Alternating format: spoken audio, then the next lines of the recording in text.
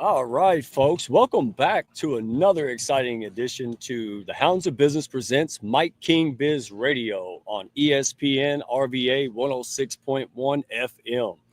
If you don't know who I am Mike Asherbrander, the Redneck Connector, proud and humble leader of the Hounds of Business community. And folks, as true as every week, we got a show for you. They just keep getting more awesome every week. We are going to be joined by the one and only Megan Robinson. She is founder and CEO of Leader Experience and tackling one of the biggest blind spots in growing companies today, folks, promoting high performers into leadership roles.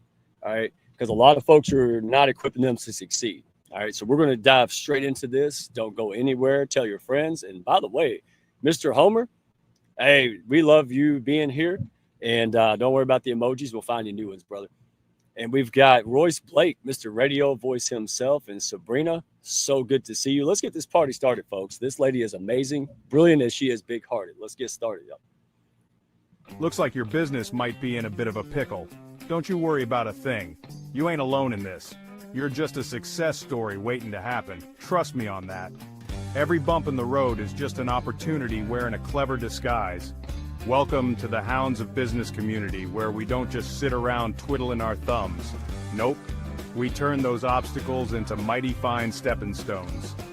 This here's a place where high-level entrepreneurs and sharp professionals gather to grow their businesses and mindsets, kind of like how a good old gumbo needs the right ingredients to be something special. Ideas thrive here, and collaborations, well, they're as natural as sweet tea on a hot day. Success, it's a journey, and we're fixing to walk that road right beside you. Now, don't forget to follow us on LinkedIn for all the latest tips and insights. We're talking about the kind of wisdom that'll keep you ahead of the game. And while you're at it, head on over to our YouTube channel. We've got ourselves a treasure trove of videos, from expert interviews to webinars, everything you need to stay sharp in this fast-moving world of business. The Hounds of Business community? Well, we ain't just a network, we're a movement. So why not come on and be part of something bigger? Join us today and let's turn your business journey into a real Southern success story. Together, we'll achieve greatness, just like crawfish and singing on a Friday night. All right. How about it, folks? Let's bring up Megan Robinson and see if she knows anything about crawfish and singing on a Friday night. She might surprise us. Is it crawfish or crayfish? This is why I don't throw zingers at this one. All right. She is sharp beyond belief. Well, before you embarrass me, how are you today? I am lovely. Thanks, Mike. I mean, you put a food question out there, and that's totally my jam. So, I appreciate it. My head just swells and then, you pop it. So, but folks, we're going to have a good time. Megan, it didn't take long to realize, she is a super pro. She just calls it like she sees it, and she has a real passion for this. And so let me start with this, Megan. Give us a little bit of background for what brought you today, as the leader and founder of this company. You have, correct me if I'm wrong, 40,000 hours of expertise across 6 countries, right? So it's an understatement to say that you're trusted by organizations to ramp up new management, stop communication breakdowns, and really reduce burnout, really increase that. So give us a little mini story of how you came today, how this got started. Well, it's going to sound like a long one, but I swear I'll be short. Actually, I started as 13-year-old Megan, wanted to be the VP of marketing. And that was where I went. I was very focused on vision, very clear direction. And so I went to university. I started advertising agencies. I worked in Fortune 500 companies. I went back to agencies. I even started my own sales and marketing agency. Wow. And so really got that cross of different expertise, different experience. Realized my business partner and I weren't a great fit. So took stock of what I wanted to do next, how I wanted to give back, where some of those natural talents were. And I used to call it business therapy. Everything, right? And you're a great service provider. You're not just a technician or a technical expert. You're a great business therapist, right? You're listening to someone's problems and challenges. You're working outside of your discipline area. And that was what I loved so much about my role in connecting with businesses and looking at it. So I went ahead, got a coaching certification, and really focused on my coaching practice and where we wanted to address those challenges. And I found that those mid-level managers were not being heard. They weren't being supported. because you have so many executive coaches out there. And I love executive coaching. We still do executive coaching, but the middle managers are the ones that are struggling the most, right? They don't know what they need to do. They don't have a lot of the tools built up. They're thrown into the fire. I just had this conversation earlier, right? Oh, let's throw them in, see if they sink or swim right into the deep end. And it's painful. And most people are drowning, frankly. Yeah, that's the very 1800s. That's very, very John Wayne-ish of you. No offense, but I do. And folks, this is my words, not Megan's. She's much more eloquent. But when she was helping me just voluntarily, it reminded me of Caesar Milan, right? The dog whisperer. Like, you saw way past stuff, the surface level, and you were able to identify things that usually would take people months or years to see. And that's why I had to have you on the show, because people need that. We're in a hyper competitive market. We have so many changes, political market changes, and the game's not the same, folks. And if you're struggling, it's not you. You just need a guide to help you through this. So let's get going, because I'm already super pumped. And look, the Hounds are showing up in droves, y'all. Thank you so much. All right, let's take this from the top. What's the real reason, in your great experience and expertise, that so many top performers crash and burn when they get promoted to manager?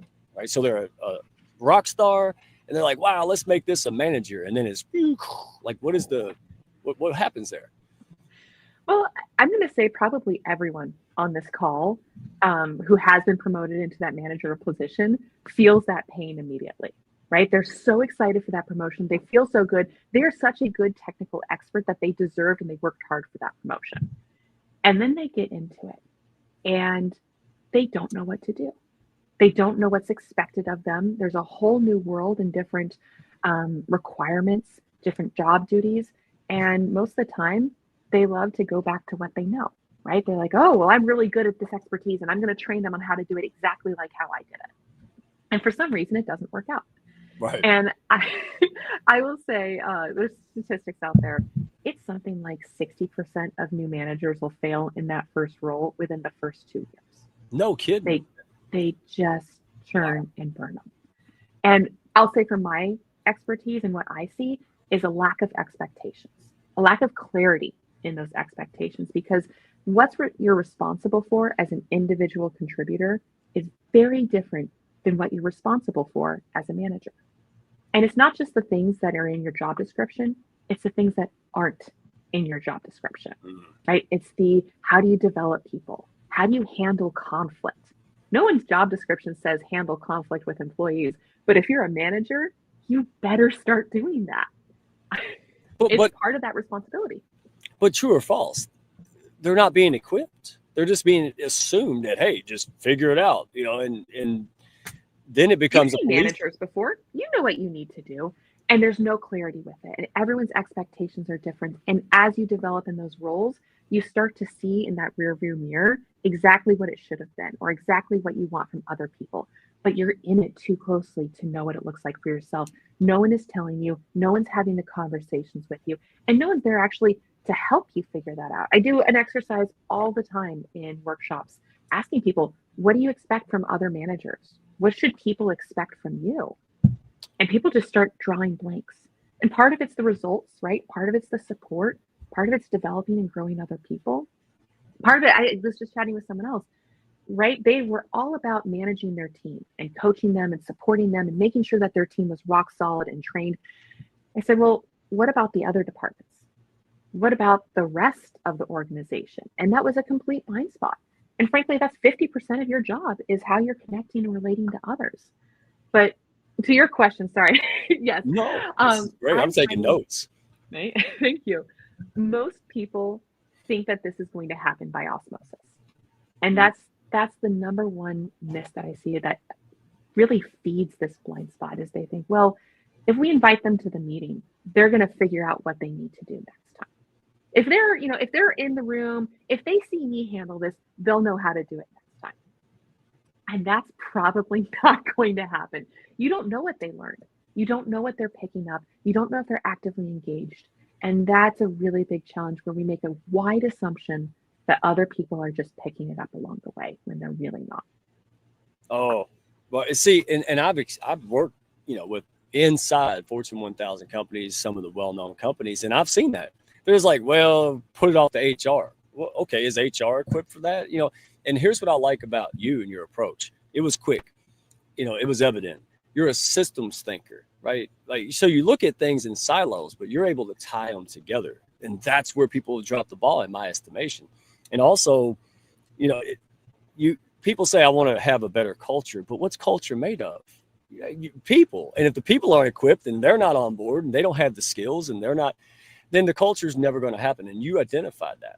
So that's with the whole Caesar thing, right? Like for me, I'm not going to mark you as that, but you know what I mean? Like it was just nice for you to come in and go, that's the issue. And I'm like, whoa, like you have x-ray vision? Like you've done this before, right? Well, I think it's one of those like understands like, because you do the same thing. That's what makes you such a fantastic connector. And that's why the Hounds community is so impressive in what that culture looks like, because you've been intentional about that. The challenge is it's so hard to see it for yourself, right? We all struggle with that. You could do the exact same thing to someone else, but it's impossible for you to see it for yourself. As much as you try and coach yourself, and believe me, I do it all the time, trying to think, okay, well, how would I coach myself through this situation? Let me take a moment and kind of look at it holistically. But it is really, really hard. And particularly if you're trying to coach someone on your team. There is such a challenge, and that's where I think a lot of the responsibilities, frankly, of managers and leaders is to be a coach for others. Right. But no one gets training on how to do that. We all know that's what great leadership is going to look like when you're able to coach your team, but no one taught you how to coach someone. No one taught you what that looked like, and it continues to exacerbate the situation. So trying to support them through it becomes even more painful because you're in the thick of it, because your goals are their goals and you're too tied to it, and there's too much pressure on both situations to really have those learning moments. Okay, you set it up. We're going to knock it down. Let me give a shout out to the one and only Mike King before we take a deep dive, because I got it. I can't wait. Mike King Biz Radio, ESPN. Thank you so much for the opportunity to push others up. Very few people push up their community like Mike King. They put him on the Jumbotron during the ball games, folks. Like, he ain't asking for it. But that's because he's such a great asset. So thank you for our partnership to push people up at the international level, my friend.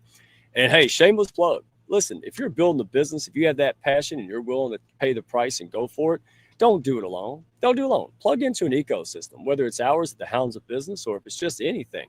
Get connected with leaders like Megan and these folks in the comments and on there. Don't do it. You got a passion. You got an impact and a legacy, dadgummit. No strays out there. You can find us on YouTube, Hounds of Business. You can find us on LinkedIn, Redneck1. That's me, Mike Asherbrenner.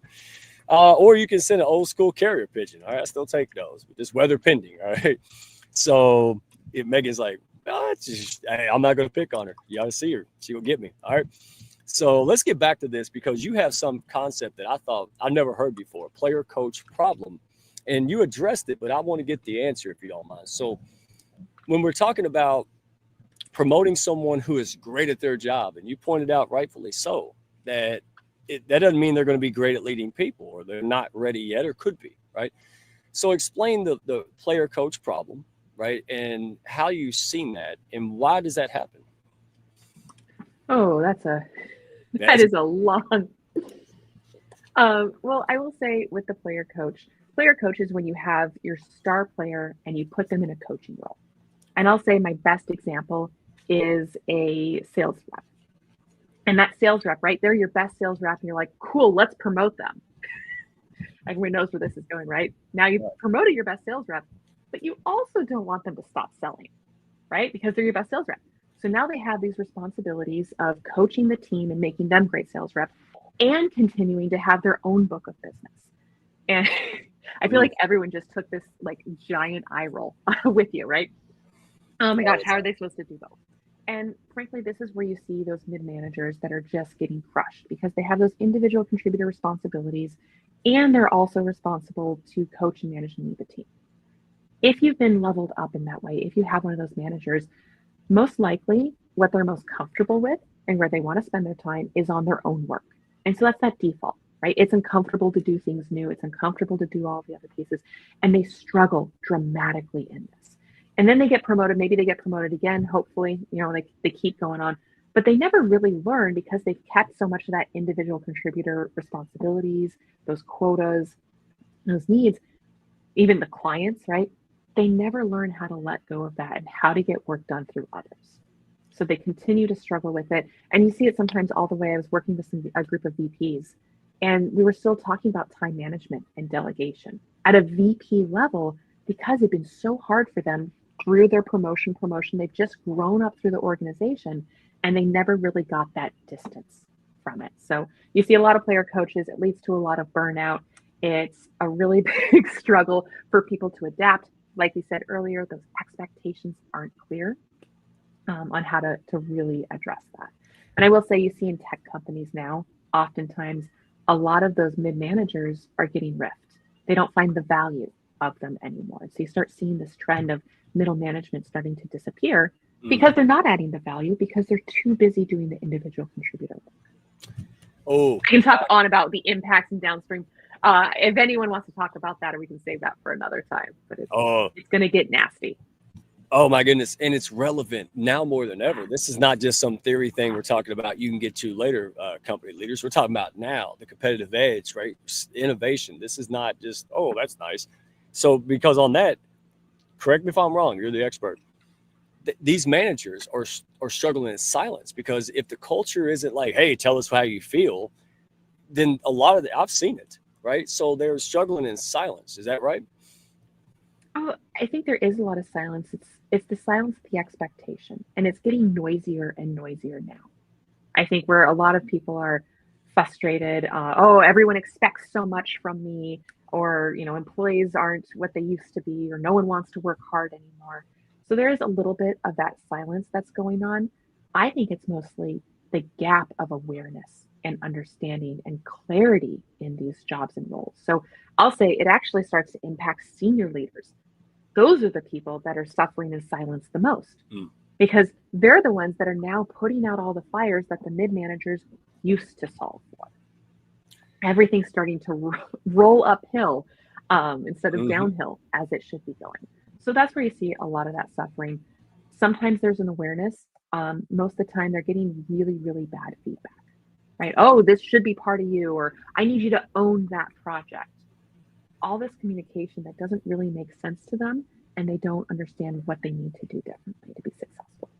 Oh, you got a cheerleading section in the comments. They're like, oh, yes. Oh, heck yes. Well, let's dive into that if you don't mind, right? Because you always talk about fix it before it festers. And then companies are years or decades going, well, why are we having problems? And it's almost impossible to trace back. So bear with me. You always talk about solve the people problems before they blow up, right? And so walk me through that. Let me ask the question that got it. What's different about your coaching first approach, right, that actually sticks when most trainings don't? Yeah, well, I think there's a couple layers to that, right? First part of that is talking about culture and what's evolved with that. The second piece is how do we get people to actually solve people problems? And I saw it in the comments earlier, that being the boss versus being the leader. I'm trying to find that now. Someone had commented that, so thank you. Oh, Royce, thank you for that. That being the boss versus being the leader is where you're starting to shift from management into leadership. And it's that people versus tasks. And most of the time we're focused on the tasks, we're not focused on the people aspect of it. And for us to really be effective on addressing the people side, I'll say the professional skills, it's a development over training, right? You can't train someone to push a widget or pull a lever or fill out this report. You have to develop them into caring about the people and how to navigate interpersonal conversations and conflict, and how to be situationally aware or have the emotional intelligence to be able to have the effective conversations. And so what we've done is really blended leadership development in a traditional L&D or learning development approach, which is, I would say, all of those really boring trainings and seminars that you've been to, or those like click a button, go through the video while you multitask on something else. With the best, right? You've never gone through a couple of those like next, sure, did the training. Yep. But what we focus more on is the coaching side. And so that's why I've really named it that coaching first approach. Because for us to develop leaders and to really understand, not just train them on how to push a button or what it looks like, we have to ask them questions that internalizes it. Right. We have to move something from a theory into application. How do you apply this? If you do have if you have a tough conversation to have, how do you have that? What are the tough conversations you're not having right now? And give people a lot of those skills and tools so that they can start applying it quickly, so they can answer their own questions, so they start reflecting more of their experiences and not just look at something from 10,000 foot level. Oh, okay, I'm gonna have to call you out on live stream. Can you come to the Hounds of Business so we can have the other 30 minutes on our flagship? Because this, we can make a panel, we can rock this, because people are, man. So if you would, maybe take the liberty here. Maybe you have a short story, about how you helped turn things around after you partnered with these companies. But what I want to know is, and what the audience wants to know, what's the cost, the real talk, like the real cost of letting these issues go unchecked? Just burying your head in the sand, let HR deal with it. Nah. What is the real cost that you've seen in your extensive experience? I'm going to go for two. I'm going to say the first cost is going to be senior level sanity. If those senior level leaders, they will start being firefighters more. They are going to get more things pushed onto their plates. They're not going to be able to be strategic in the ways that they need to, because they're dealing with all these other things that they shouldn't have to. You start catching on what I should or shouldn't have to be doing. That's a big sign that there's a leadership gap. I'll say from a financial cost impact, there's a lot of studies, right? This is kind of that squishy side of things. How do you really measure leadership? But one of the studies from Blanchard came out that says organizations are pretty much giving up about 7% of their total annual sales for bad leadership. So if whatever your annual sales are, take 7% of it, that's what it's costing you every single year. And that goes into things like employee retention, right? No one wants to work for bad managers. People leave their manager, they don't leave the company. It goes into issues like customer satisfaction, how the quality of products, the productivity of products, how people are even dealing or navigating their customer conversations, how internally you're going through that, and overall employee productivity. That's a pretty big number for most people. I always like to break things down a little bit more specifically. So I found some studies about just employee engagement, right? If we just look, and we know leadership affects more than employee engagement, right? The retention piece of it. If you look at engagement, based off of Gallup's finding that there's about 17% of coworkers that are actively disengaged, and a disengaged employee costs about 34% of their salary. So if you multiply those together, you get just under 6% of your total salaries and wages. You could say that's directly impacted by your leadership department. Here's what I hear you saying. Instead of throwing more dollars into things like we need more sales development, we need more marketing, hey, how about you stop bleeding money because of cultural issues that you either may not see or may not want to admit? And I'm looking in the mirror, leaders. I'm telling you, it's so easy to go, nah, but when you get real, then you can solve the problem. And then you can enlist guys like Megan who can come in objectively and say, hey, here's some things to consider. And your style is great. You don't come in with a sledgehammer to start knocking the walls down. You're very intentional. You listen, you really try to find the nucleus of the issue and wrap around a solution that fits the company. You're not coming in there. And maybe that's the answer to my next question is because I want to talk about how you actually build leaders, right? So now we know there's issues, but what are you doing to solve them? So, because I know the audience, right? A lot of people out there, they're thinking, who needs, some fancy corporate program, right? What do they really need? So they don't need a whole bunch of click this, check the boxes type of training. What is it that they really benefit from? Some of the processing, maybe. I would say that there's a couple different things, and what we've done actually feed into it. I think that the best first step that you can take is to understand and identify those expectations. We talked about it at the very beginning, that gap being there. So oftentimes where we start with organizations is actually looking at what their leadership competencies are. Everyone has technical competencies. Everyone knows what's expected from them or the skills they need to develop to be proficient at their job from a technical aspect. And I've seen it in banks, I've seen it in manufacturing, see it across different industries. What they don't always look at is the professional competencies. How do you define great leadership at your organization? And it's not just communication, right? Because we all need to be great communicators, but what does good communication look like at your organization? What are the things that you really value, part of the culture that you want to have, and the expectations that you see from other people, this is where you start to pin down exactly what it looks like. We do a whole process with a lot of stakeholder interviews. You can do focus groups. You really have to deep dive into an organization's culture to understand what they value and what that's going to look like for their leadership. Because once you set those standards, once you get clarity around it, this is where it starts feeding a lot of the feedback you get. It's where their performance reviews start changing. It's where your conversations start to change and evolve. And eventually, yes, it is where you can give them some development opportunities to help shore up some of those skill gaps. Yeah, and folks on air, Sabrina's chiming in saying, yeah, she's solid. I mean, average of $30K per month loss of a company revenue. I mean, even if you have a giant company, who wants to throw money out the window? It's goofy. So, oh gosh, we only got a few minutes. So if someone out there is listening and saying, dadgummit, this is us, right? Like, hey, we're ready to tackle this. We'd like to explore it. What's their first move?